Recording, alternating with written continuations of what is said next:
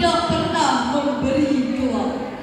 Malik bin Abi di dalam kitabnya ilmu pengetahuan adalah sekumpulan masalah serta sekumpulan metode yang dipergunakan menuju tercapainya masalah tersebut.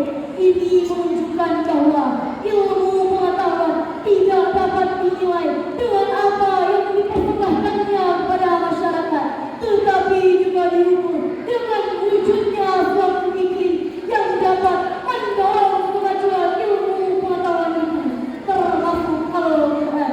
Al-Quran merupakan firman Allah yang tidak mengandung kontradiksi. Al-Quranlah kitab yang telah diturunkan oleh Allah Subhanahu wa Ta'ala kepada utusannya sebagai petunjuk.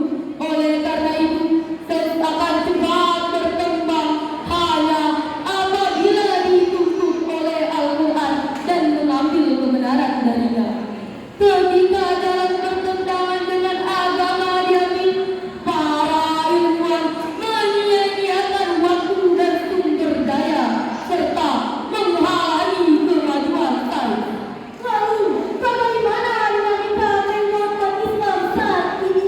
Data Badan Penelitian Internasional menyebutkan Israel dengan notabene